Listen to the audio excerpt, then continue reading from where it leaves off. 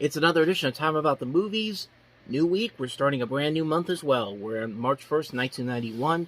We got 3 movies to look at today, so let's go ahead and get started. Let's start with the first movie, one of Oliver Stone's 2 movies in 1991, The Doors.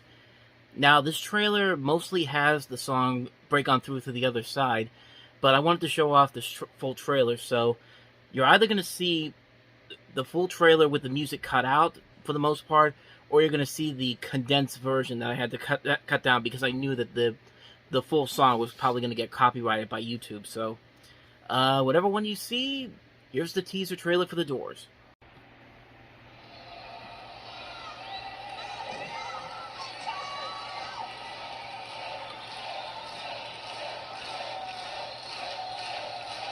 The killer awoke before dawn.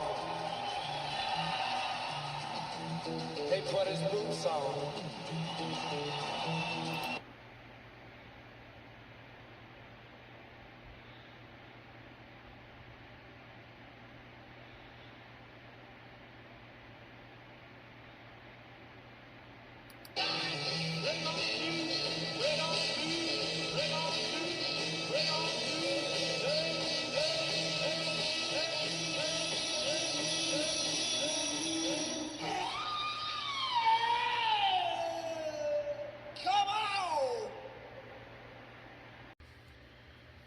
Yeah, this is a pretty good movie, but for Oliver Stone, at the peak of his directing career, I think it's one of his lesser films, but really the best thing I can say about this movie is that all the performances in this movie are fantastic. Val Kilmer is incredible here as Jim Morrison.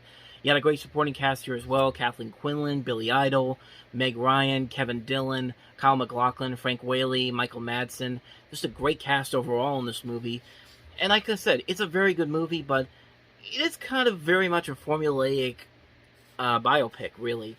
And for Oliver Stone, I think that this is one of his lesser films, mostly because, like, you had movies like Talk Radio, you had movies like Born on the 4th of July, you had Platoon, and then he does something like this, which, I don't know, it felt like maybe he was trying to be a little more mainstream with this movie, like he wanted to make something that all people can see, but, I don't know, that's just my theory on it. I just don't think it's not as good as some of his other works, but like I said, it's not a terrible movie by any means. Far from it. Like I said, it's a very good movie, mostly because of the performances by all these actors. I think they're all doing a very good job here. And it is one of the better musical biopics I've seen, because, let's be honest, especially with some of the most recent crop of biopics, most of them have been pretty generic. Like, the only one that I thought really was a towering achievement recently was Rocket Man, which was a fantastic movie about Elton John. But yeah, I still don't get why that movie didn't get any love for Taron Egerton as Elton John, but Rami Malek gets an Oscar for Bohemian Rhapsody. Is it just because that movie came out in November and Rocket Man came out in May, or what? But I don't know. I badmouth the Academy Awards so much. I can't help it, man. I can't help it. But anyway, off that subject, back to The Doors. Like I said, really good movie overall. Definitely one of Oliver Stone's lesser movies from this time period where he was just pulling out winner after winner after winner. And this is one of his lesser films, but like I said, it's a very good movie. I can't really complain about that. I wish it was a little bit better script-wise, but it is what it is. It's a very good movie. I'd say definitely check it out. So, let's go ahead and move on to the next movie, and that is Walt Disney's Shipwrecked. They dreamed of what lay beyond the horizon and found the courage inside themselves to pursue it. This is the story of a brave sailor, a runaway girl, and a young explorer. Who's down here? Oh, look, relax. I'm not going to hurt you. You're a girl. You've seen one before, haven't you? Do you know what the penalty is for not reporting a stowaway? One of you has been concealing her and stealing food for her. Take her below. Tap her in irons.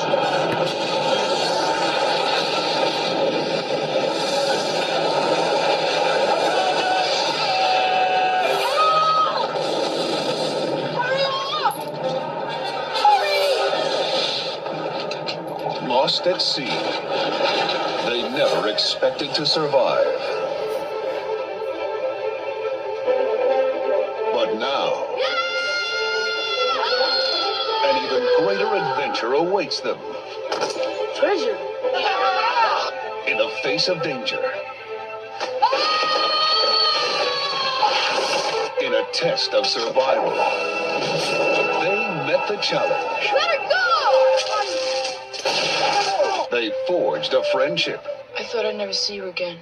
I thought I'd never see anybody again. They confronted their enemy. Ship! I want my treasure. I want every rock, every hole, every tree in this island searched. And before it's over, Have you ever used a gun before? I think I can handle myself. I believe her. Don't let us escape. Come on! After them! they will win their freedom. Walt Disney Pictures presents Shipwrecked. Join this ship first! I'll cut up! A motion picture experience you will never forget.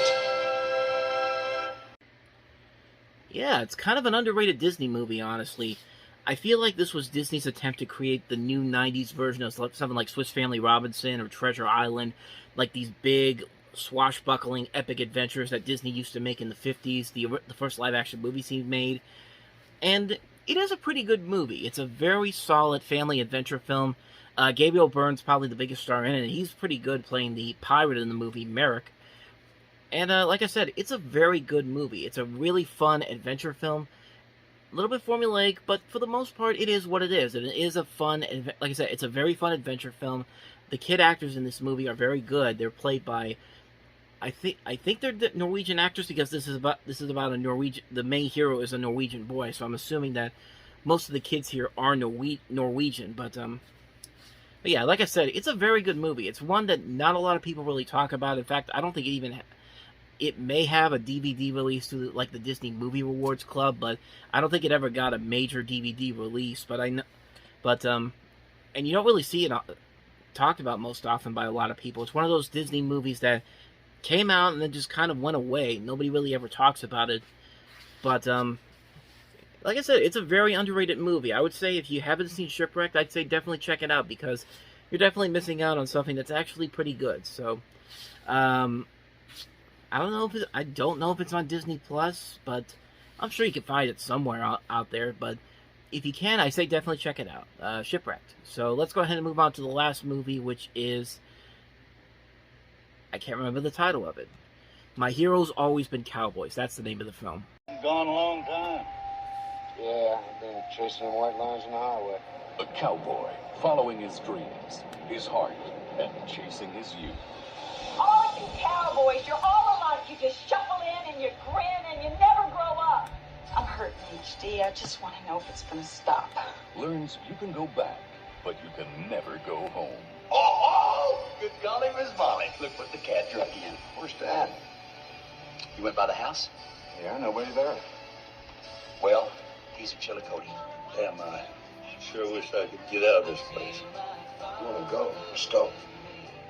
You really mean that? HD cannot take care of himself. He needs a babysitter. He ain't no pair of boots going to Goodwill. He's a hero. He's my hero. You don't put away your heroes. You honor them, Cheryl. You honor them. They ain't plastic. You don't throw them away. A wonderfully uplifting, exhilarating story of love, honor, and personal triumph.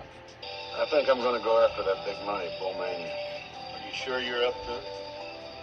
I'm going to need some help. Critically acclaimed, a Rocky-inspired tale of a bull rider, all anchored in the classic code of the West. It's My Heroes Have Always Been Cowboys. I think I said My Heroes Always Been Cowboys. But this is directed by Stuart Rosenberg, and this was actually his last film. This is the same man that directed such classics as Cool Hand Luke. He did the original Amityville Horror. He did The Pope of Greenwich Village. Some very underrated movies, and this was the last film he directed. And I guess this was the feature film debut of Scott Glenn, maybe as a leading role, because he was in Silence of the Lambs, which came out a few weeks before this. But many people from the critical reviews that I saw said that this was the movie that introduced them to how great of an actor Scott Glenn is. And I can't really comment on that per se, because I haven't seen this movie, but I believe it. This also has a really good cast too: Kate Capshaw, Ben Johnson, Tess Harper, Balthazar Getty, Mickey Rooney's in this, Gary Busey.